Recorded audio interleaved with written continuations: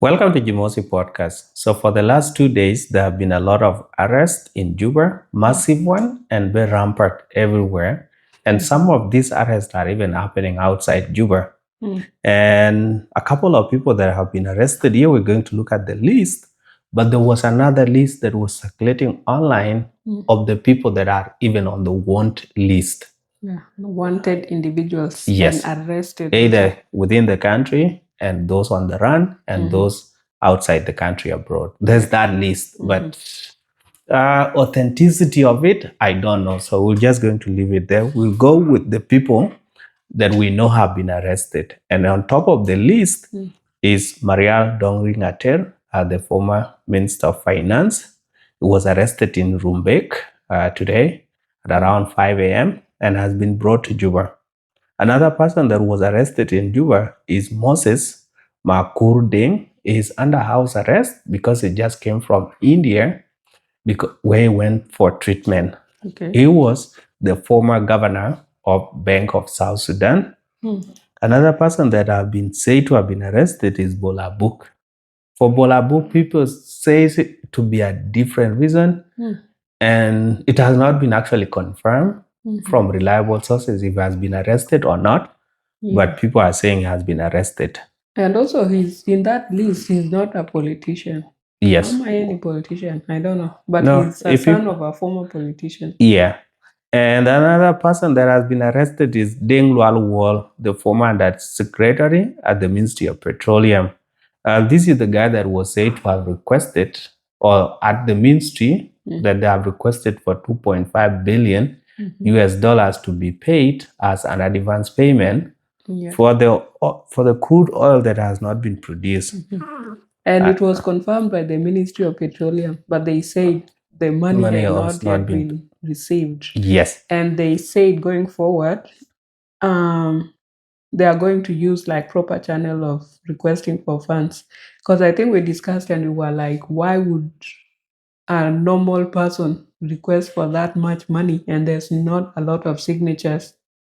Yeah, so we did that discussion. You guys can go back and look at it. Another person that has been arrested is Garang Majak Bol. He's the first under secretary at the Ministry of Finance. He just came from abroad and has been arrested. Came from abroad after a visit or just I think after a visit. No, he went abroad. Like the Ministry of Finance has two under secretaries, the first and the second. So he's the first one. He returned from abroad, high chances Dubai, and he got arrested. Oh, my thought was when you said he just came from abroad, it's like someone who was living overseas and then went to South Sudan and got an appointment. No. Okay. He went for a visit and then returned back to the country. Another person that has been arrested that I cover his story is Manasseh Macharbol.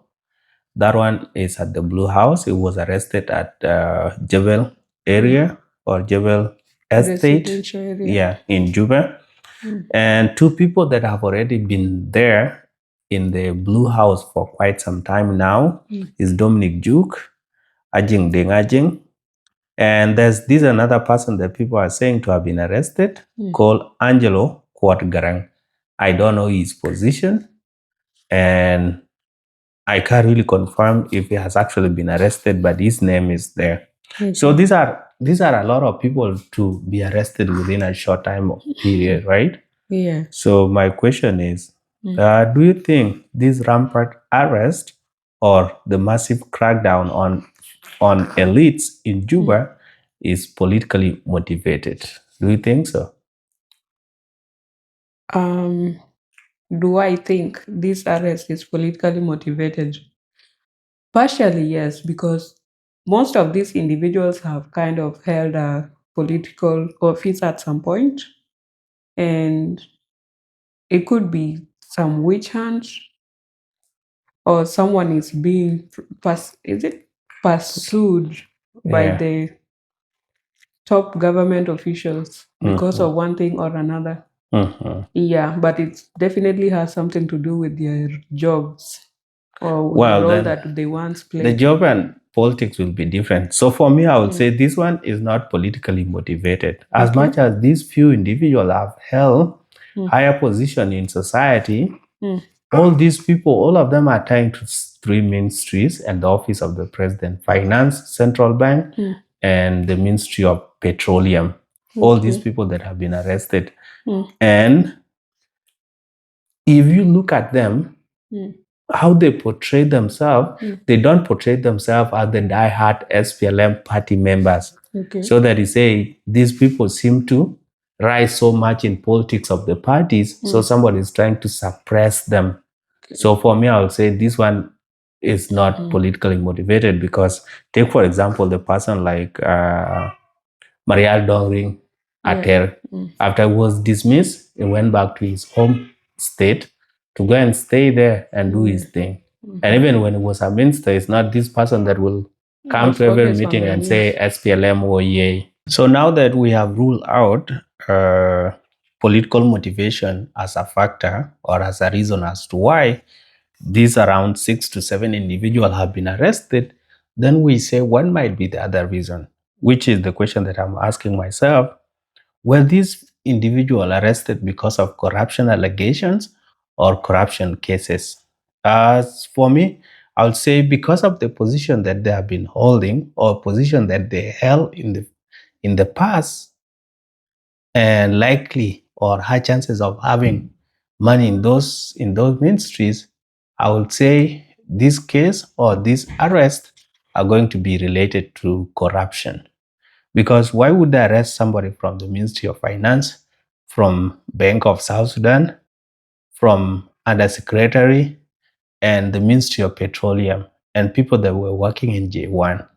What is so common about all these places is about accessibility of money. So personally, I'll say these people, my guess will be that is because of corruption cases, mismanagement of public funds, or money that was meant to pay the public servants, or public servants or civil servants, that they put in their own pocket to enrich themselves. That's going to be my guess at this point, because the way that look, it's not like there's anybody from or anybody that was not holding any position that there will be no money and has been thrown into the mix.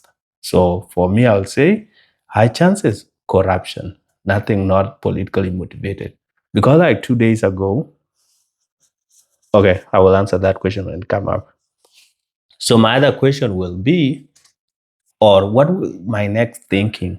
If these arrests are for corruption, then do I support such move, and why do I support it from whoever that is doing this good work, arresting people that we think were taking public resources or were stealing?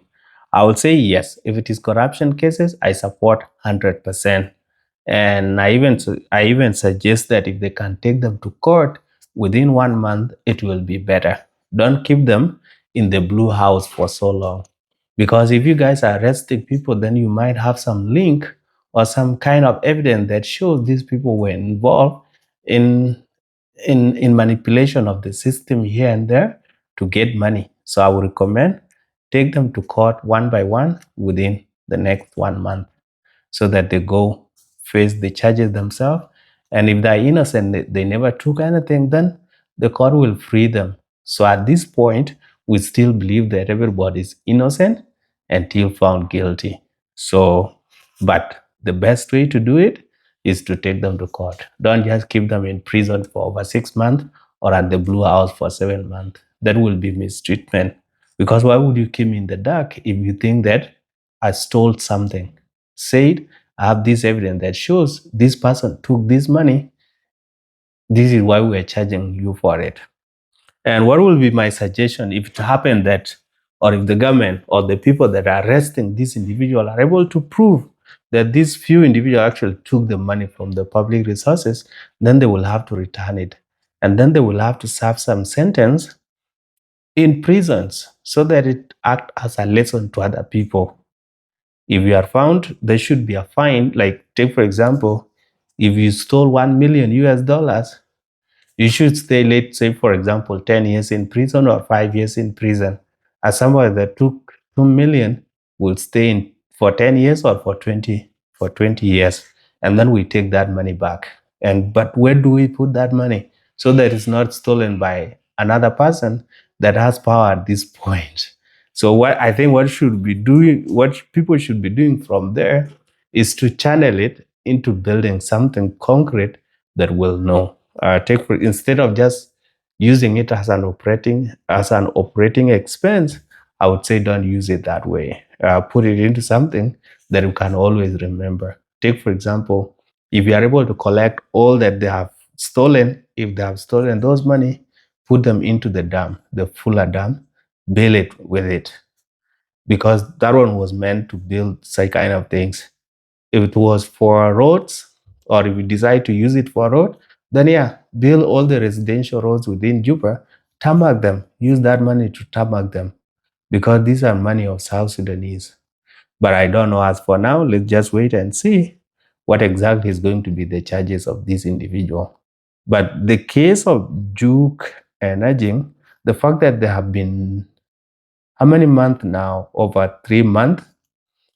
And they have been in the Blue House for all that long. I feel like they should be brought to court if they have a case to answer, instead of just keeping them there. That's long enough to charge somebody if you have evidence. So I would say, if you have evidence, start with Dominic and Duke. Bring them forward, let them be innocent and go home, or found them guilty and let them serve their sentence. And then the rest of the guys will follow. What does it teach the remaining or the future public servants? It actually tells them that it seems the government has started working. So if you are planning to steal, then no, after stealing, the high chances the system will catch up with you. And that's what we always say. When it comes to stealing of public resources, you steal because the people around you are willing to cooperate. But when it reach a point that you get people that are not willing to participate in your stealing of public funds, then yeah, you will be exposed. And for our money to move, money leave a lot of trails. There's a lot of money trail that is left when you are stealing public resources, because they are not kept somewhere with no record keeping, where you just go put your hands in and then you remove them with nobody noticing that money has gone. And if you want to take it the official way, the official corruption way, then you have to put in some paperwork where you authorize the releasing of those money, but that money will not go to the actual work. It goes to somewhere else. And this is where people are followed afterward. So stealing public resources is not just walk in the park. So I think it's a good warning to the future public servants, and to anybody that's willing to join the government because you want to go and steal. Because there were people that used to get into government position, and all of a sudden they are rich guys. They're building apartments, they are buying expensive places where, like, you buy a place for over 200,000, just an empty land of 20 by 25, and then you start building your story building or amara just with the salary that you are earning from that position. That clearly shows you were stealing, because we all know, and we have said on this podcast, based on the estimation that how much the president of the country earn, as per the metrics that are there, if it goes that high, let's say it will be $10,000 a month for the president. Now let us come down to you as an individual, and that means to where you are. The highest you can go, highest will be 5,000. For somebody earning 5,000 with regular daily expenses that you have to take care at home, will you be able, like, to build a Mara all of a sudden? That's not possible. But when you are surrounded with a group of relatives that praise you when you are stealing, you don't realize that. And that's why sometimes we say, and I always say it, if you go uh, into government positions or to serve in public, don't expect to get rich. People get rich outside the government positions or government workplace. But because people have been stealing in this country since 2005, this is how you guys easily become rich.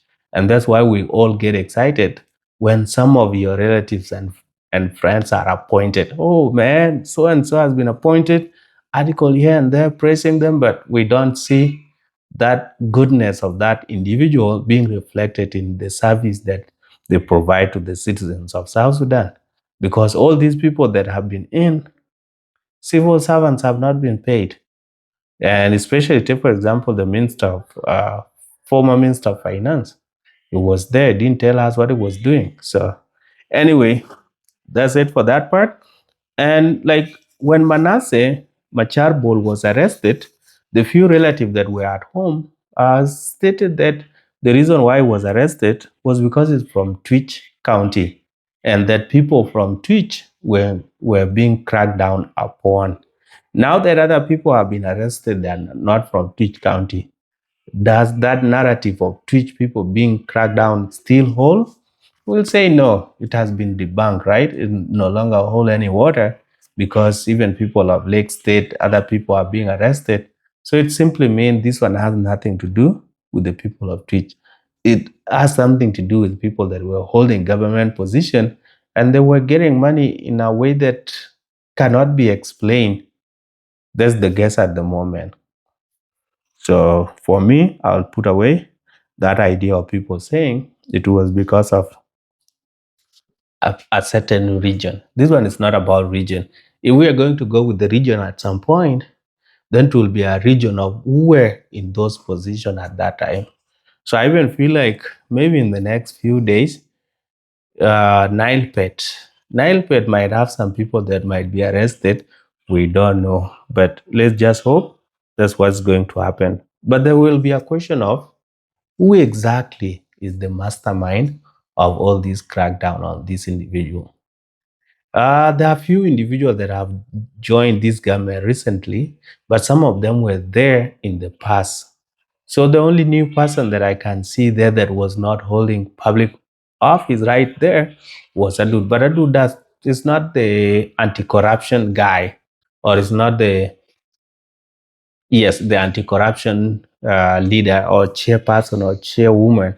I don't think it is her role. But are there other people that might have come up and are exposing all these debts? Yeah, maybe. Maybe like somebody is saying, okay, let's see when the crude oil is sold, or like after we are done with the pre-sold one, what exactly happened with the remainder of the money? Or is it because the people that had already been arrested are the ones that are exposing all these people? We don't know. But then we will just leave it there. The day that somebody will appear in court, that's when we actually know the truth. But at the moment, just take it the way it is. So that's it for Jimosi Podcast. Please consider subscribing, share, like, and leave a comment. Let us know what you guys think these few individuals are being arrested about. And is it politically motivated or is it corruption related?